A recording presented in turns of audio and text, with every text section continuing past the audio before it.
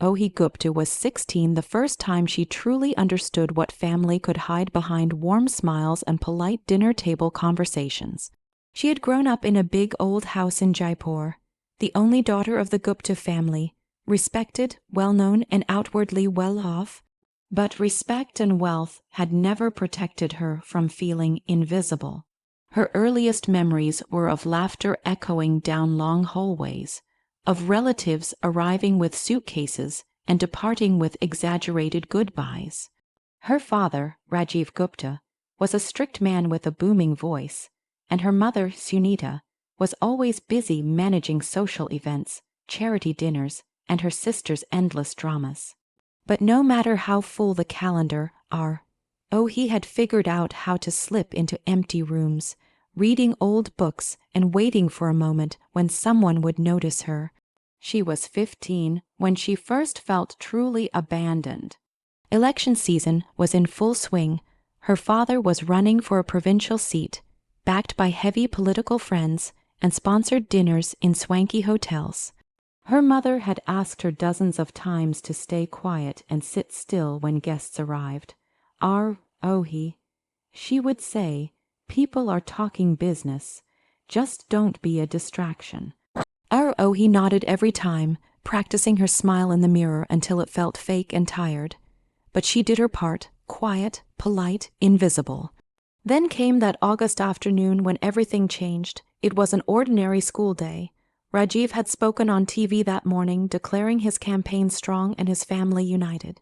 He watched the clip on her phone, her father in a crisp white kurta, his speech sharp, his eyes shining with confidence. The news channel called him a rising star, a future leader. He smiled in the doorway, hoping to catch her father's attention for the first time in months. He didn't look at her. He waved his hand as if brushing off a fly and said, "Class is still important, right?" before returning his attention to the camera crew. She went to school and tried not to think about it the entire day. But later that night, everything shifted. Her mother burst into her room while she was brushing her teeth, eyes frantic. Pack, take your things, the campaign office called. They said your father needs you right away." Confused, he nodded and grabbed her bag. She had no idea where she was going. Her mother didn't explain. They drove through the night, hours out of town, to an old, mostly abandoned airport. It was midnight when they arrived. The runway was dark, the lights dim, and there stood a small private jet, engines cooling from a long trip. A man stepped forward, tall, suited, looking at them like they had arrived late for a show long finished. Ohi Gupta?" he asked. Her mother put her hand on his shoulder. Yes, she's here." The man studied her eyes, then turned to her mother. "Your father said she should board. He'll meet her at the next stop." Next stop. Their car engine hummed quietly. The lights around them flickered. His heart thudded. "Why can't I go with him?" she asked. Her mother looked down. That's part of the plan." The man swallowed. "The chairman wants to expedite the campaign. He's pushing for a key endorsement. Your father said it is urgent." He blinked once, thinking she had misunderstood. Her mother nodded, but her eyes were empty when she said, "He said you have to go alone." Before she could protest, the man had opened the jet door and motioned her up the stairs. Her mother reached out one last look and then stepped back. The stairs closed behind her. The plane door slammed shut. Their lights grew distant. The engine started with a roar. And he realized she had been abandoned while she was still alive. The jet lifted into the night sky, leaving the runway behind. Below, her mother's car disappeared into darkness. He didn't cry at first. She just sat in a seat far too comfortable, staring at the sky through a small oval window. She watched lights blink far below. Knowing she had just been traded for campaign momentum she didn't understand. The plane landed in Mumbai at dawn. Heavy air, business tycoons waiting in limousines.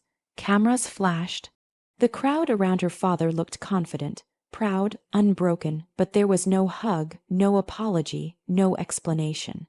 Only a tight smile and a quick handshake. Her father said, "Welcome, Aro, we have a big day ahead," and she was pushed forward. He tried to adjust. She pretended nothing had happened. She studied at a boarding school in Mumbai, far from home, far from the familiar. Rich kids wore designer clothes. Teachers rarely asked her anything meaningful. She spoke politely. Never complained. Every break she called home. Sometimes her mother picked up. Sometimes only silence answered. Her father spoke for the campaign. He spoke at rallies on TV, in paper headlines. He was becoming powerful, admired, respected, untouchable. But he did not speak to her, not once. Months passed, then years. He grew up with a steady ache, not of sadness, but of being overlooked.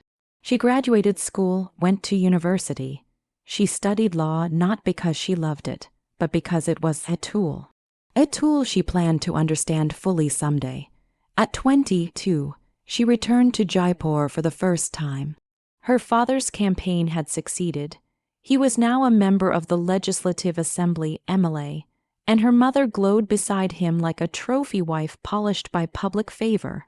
They welcomed her warmly, but when the cameras left, they talked about her accomplishments as if she were a public asset, not a daughter. They introduced her achievements to friends and colleagues, but never looked her in the eyes while speaking. He felt every calculated word, every rehearsed smile. She remembered the airport, that plane, the way her mother's eyes flickered once, just for a moment, before closing like a secret door.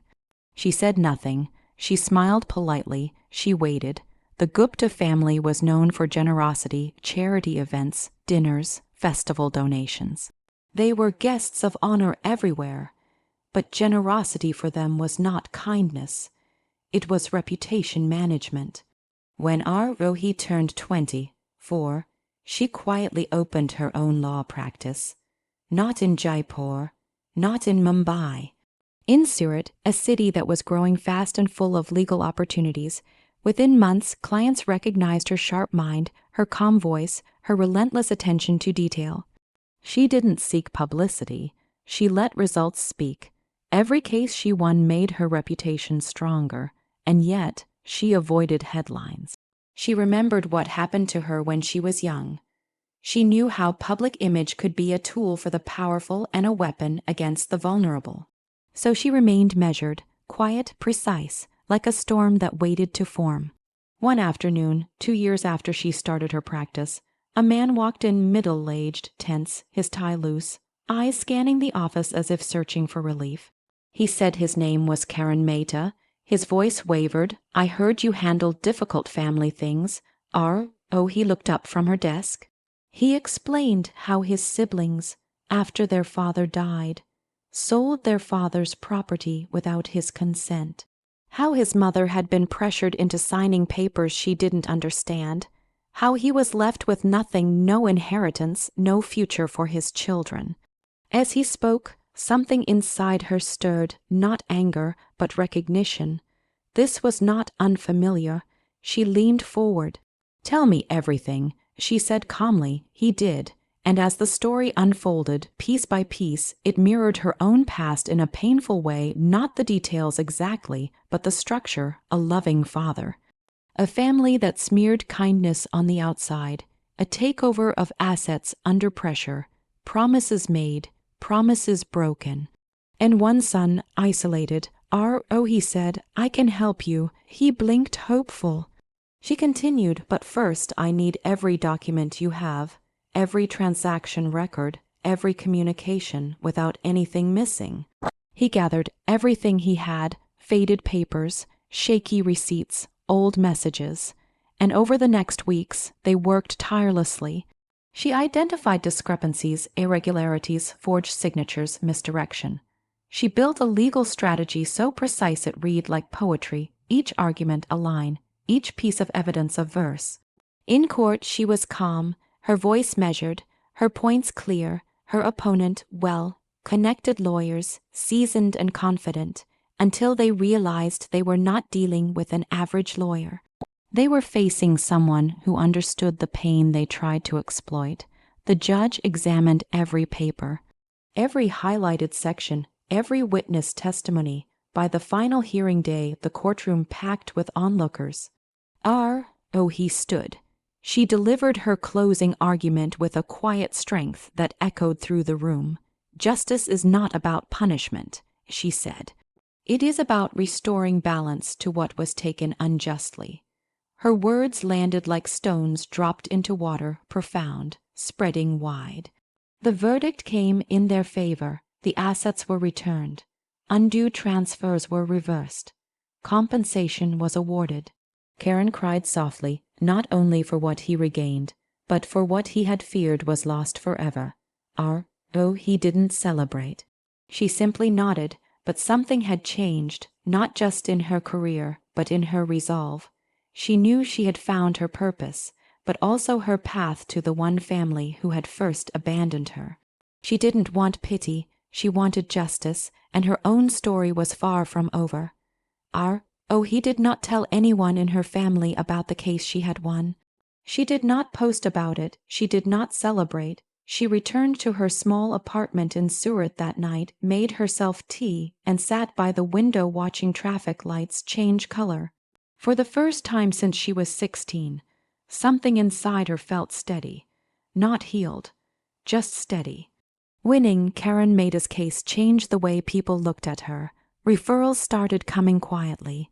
Not flashy corporate clients, but broken families, sidelined daughters, ignored sons, widows who had signed papers they never understood. Every story carried the same pattern. Trust abused, power misused, silence forced. And every time he listened, she remembered the airport. The jet door, the way her mother stepped back, she never spoke about it. She didn't need to. Pain, when sharpened long enough, becomes precision. One evening, as she was reviewing documents, her phone rang. An unfamiliar number. Hello, A male voice said, smooth and controlled. This is your Uncle Mahesh. She froze only for a fraction of a second. Uncle Mahesh, her father's younger brother. The one who always spoke over her. The one who managed family finances during the campaign years. Yes, she replied calmly. We heard about your practice, he continued, fake warmth layered thick. People are saying very good things. That's kind, she said, neutral. A pause. Then, your father would like you to come to Jaipur this weekend. There's a family matter. He looked at the calendar. She already knew what this was about. News traveled fast in circles like theirs. I'll come, she said. Mahesh sounded relieved. Good. It's important. For the family. The word family sat heavy in her ear long after the call ended. When she arrived in Jaipur, the house felt different. Bigger, louder, security at the gate. Expensive cars parked in neat lines. Her father's power had grown, and so had his confidence. They welcomed her with hugs meant for onlookers. Her mother kissed her forehead, eyes glancing quickly toward the hallway, as if checking who might be watching. He noticed everything. Dinner was formal, everyone was there, uncles, aunts, cousins. Conversations floated around politics, contracts, new projects. Nobody asked her about her life, not really. Finally, her father cleared his throat. He said, we've been hearing things. She met his eyes. About your work, he said carefully. Your cases, your approach, my approach, she echoed softly. Yes, he said, helping people challenge family arrangements, questioning elders. The table went quiet. He smiled politely. I help people understand the law. Mahesh leaned forward. Sometimes understanding too much creates unnecessary conflict. She turned to him. Sometimes ignorance does. Her father raised a hand. Enough. You are part of this family. Your actions reflect on us. For years, she said evenly, my existence reflected nothing. A sharp intake of breath from somewhere down the table. Her mother stiffened. Rajiv frowned. What are you saying? I'm saying. He replied, calm and clear, that I'm a lawyer, and I will continue to do my job. Mahesh smiled thinly.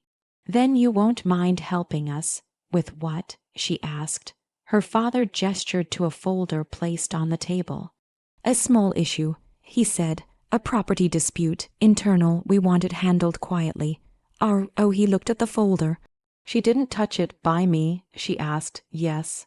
Rajiv said, your family, you understand discretion. She nodded slowly. Who's on the other side? Mahesh answered quickly, an old partner, bitter, trying to claim ownership where there is none. He stood. I'll review the documents. Later that night, alone in the guest room, she opened the folder, and everything clicked. The property in question was land on the outskirts of Jaipur. Land originally registered in her grandfather's name. Land that, after his death, should have been divided. Instead, it had been transferred quietly into a company controlled by her father and uncles. The old partner was her grandfather's younger brother's son, cut out completely. He read through the documents slowly. Signatures mismatched, dates overlapped, consent forms were suspiciously vague. This wasn't just a dispute. It was theft. She slept very little that night. In the morning, she requested copies of all related documents. Her father agreed, confident. He still saw her as a child who had once boarded a plane without protest. Back in Surat, he didn't immediately respond. She investigated. She pulled old records. She cross-checked registries. She traced financial trails. What she found went deeper than she expected. The same pattern appeared again and again across multiple assets. Properties, trusts, shell companies, everything routed through family. Controlled entities. Everything designed to look legal at a glance, fraudulent underneath. And then she found it, a transaction from years ago, the sale of the Jaipur house, her house, the one sold after her father's death. The proceeds had been routed through the same network, the same signatures, the same legal loopholes. Her hands didn't shake this time. She smiled, not because she was happy, because she finally saw the full map. He didn't confront them, not yet. Instead, she did what they had never expected. She accepted the case. She represented the family. Publicly, in court, she argued with precision. She presented documents, selected ones. Enough to stall, enough to delay, enough to invite scrutiny. The opposing counsel grew suspicious. The judge asked questions. The case dragged, and during that time he quietly filed separate petitions, not against her father directly, against the companies, against the trusts, against the forged consent. Each filing triggered audits. Each audit uncovered more. The press began sniffing around. Her father called her late one night. "What are you doing?" he demanded. "Doing my job," she replied calmly. "You're exposing us. I'm exposing records. You're destroying this family." There was a pause before she answered. "No, he said. "You did that at an airport." Silence. Her mother called next, crying. "Why now? Why are you doing this to us?"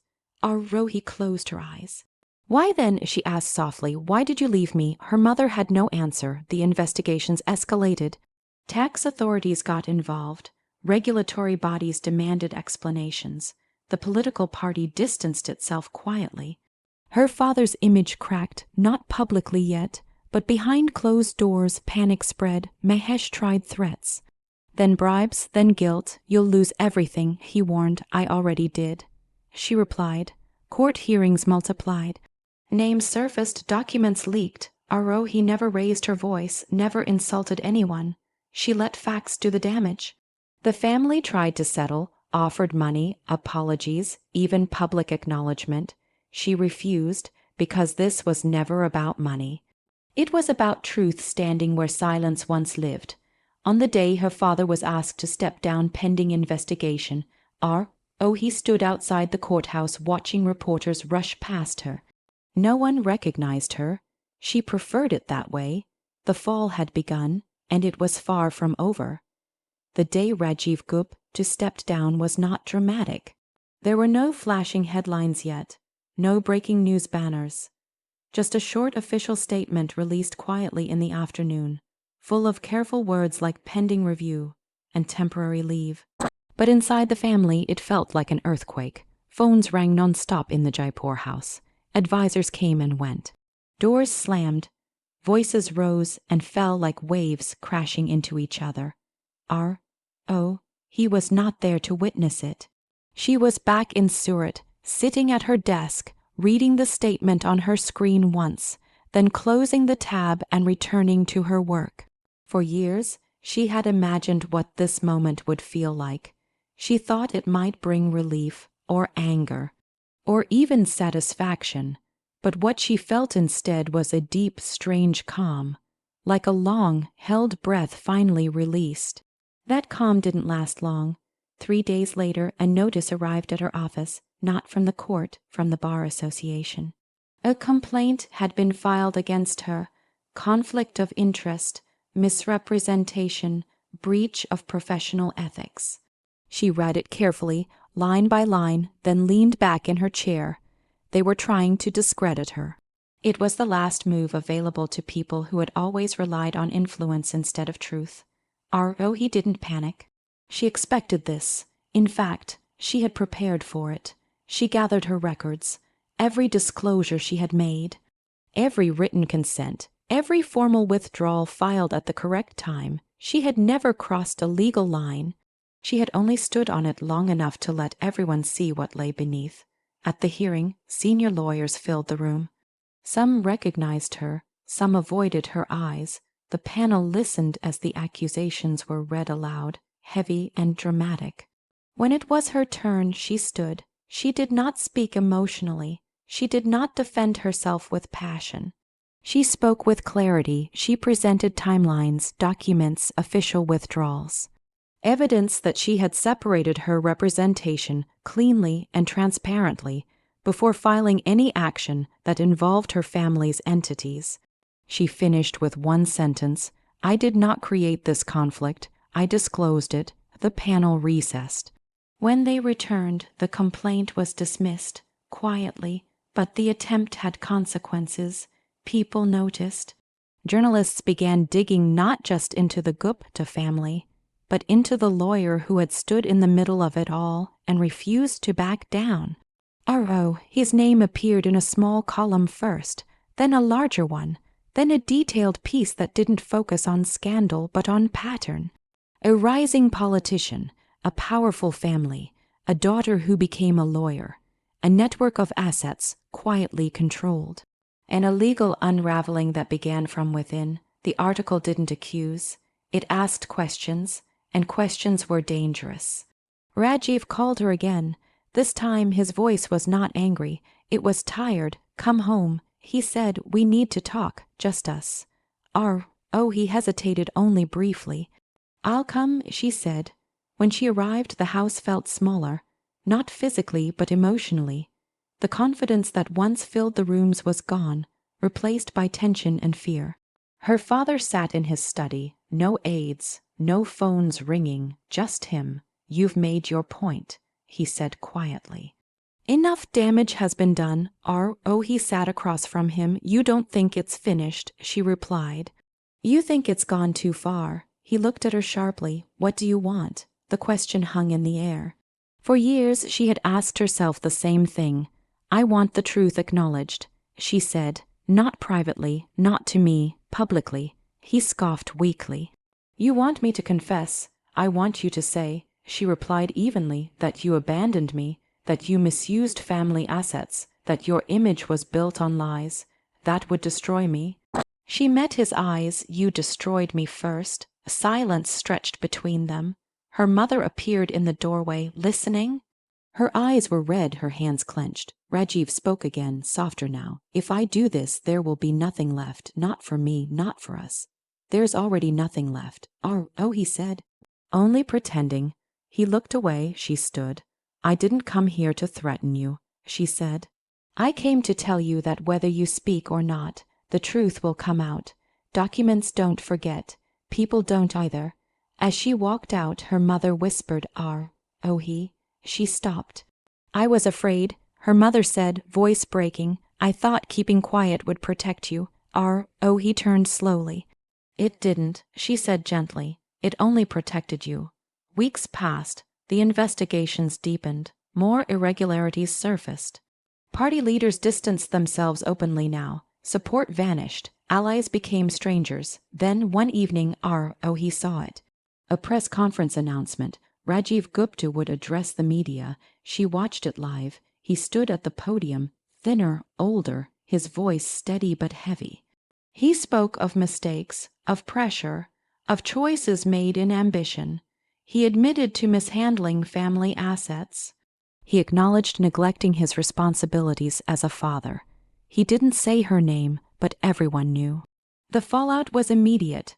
Positions were resigned from, titles stripped away, cases opened. The Gupta family's image collapsed in public view, not with a single explosion, but with a slow, undeniable exposure. He closed her laptop when it was over. Her phone buzzed with messages, clients, journalists, old acquaintances. She ignored them all. That night, she walked alone along the river near her apartment, the city lights reflecting on the water. She thought about the girl she had been at 16, sitting alone on a plane, wondering what she had done wrong. She wished she could tell that girl one thing: you survive this, and then you decide what justice looks like. The press conference did not end the story. It only changed its direction. For the first time in years, he woke up without checking her phone immediately. There was no urgency anymore, no waiting for the next move. The storm had already passed through the house that once stood tall on reputation alone. What remained was accountability, slow and unavoidable. Court proceedings continued, but now they were quieter. There were no aggressive denials, no powerful lawyers trying to intimidate judges. Files moved forward on their own weight. Evidence did what evidence always does when it is finally allowed to breathe. Rajiv Gupta was no longer a rising leader. He was a man answering questions. Mahesh disappeared from public view entirely. Some cousins moved abroad. Others changed surnames on social media. The family that once gathered proudly under bright lights now avoided mirrors. He stayed away from Jaipur. She focused on her work. Her practice grew, but she did not chase growth. She chose cases carefully. She rejected corporate offers that smelled like shortcuts. She worked with people who had been ignored, silenced, written out of narratives by louder voices. In legal circles, her name became associated with one thing: clean victories, not dramatic ones, not loud ones, just correct ones. One afternoon, a letter arrived at her office. Handwritten, the envelope was familiar. Her mother, he stared at it for a long time before opening it. The letter was not long. It did not justify. It did not explain. It only said this: I thought survival meant staying quiet. I was wrong. I am sorry for leaving you alone when you needed me most. I don't ask for forgiveness. I only wanted you to know that I finally understand. He folded the letter slowly. She did not cry. Some apologies arrived too late to heal wounds, but just in time to close them. Months later, the final judgment was passed. Assets that had been acquired through misrepresentation were seized. Some were returned to rightful claimants. Others were sold to cover penalties. The network that once looked untouchable collapsed into case files and archived records. Rajiv Gupta was banned from holding public office. The news cycle moved on quickly. Scandals always do. Another name replaced his. Another face filled the screens, but inside the family, nothing returned to normal. There was no normal to return to. One evening, he received a call from an unfamiliar number. This is the Jaipur Children's Trust. A woman said, "We were told you might want to see this." They explained that years ago, a small anonymous donation had been set aside for a minor beneficiary, triggered at a specific age. The donor's name was sealed, but the documentation required her presence. When she arrived, they handed her a file. Inside was a trust created quietly, years before her father's campaign ever began. The beneficiary, Rohi Gupta. The trustee, an independent body. The donor, her grandfather. It wasn't large. It wasn't life-changing money. It was protection. Her grandfather had seen it coming, the ambition, the greed, the way family bonds weakened under pressure. And he had chosen, in his own quiet way, to shield her. He sat there for a long time, holding the file. For the first time she felt something she hadn't expected, not anger, not satisfaction, but connection. She didn't withdraw the money. Instead, she transferred it into a foundation, the ROE Trust. It provided legal aid for minors caught in family disputes, for children written out of wills, for daughters sent away for their own good, for sons silenced because they were inconvenient. She never advertised it. The work spoke quietly. Years passed. He moved into a modest home overlooking open land.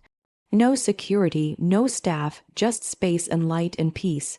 She kept one photo on her desk, not of her parents, not of the family house, but of the city skyline from an airplane window. Not as a reminder of abandonment, but as proof of distance traveled. One afternoon, she stood in a courtroom watching a young girl testify calmly against relatives who had underestimated her. He smiled softly. The girl wasn't afraid. She knew the system could listen. That was the real revenge. Not destruction, not humiliation, but transformation. He never returned to the Jaipur house. It was sold legally, transparently. The money was distributed exactly as the law intended. She kept nothing extra. She needed nothing more. Because the girl who had once been left behind at an airport had grown into a woman who decided where she stood. And this time no one could move her without her consent. The story did not end with forgiveness. It ended with balance. And that was enough.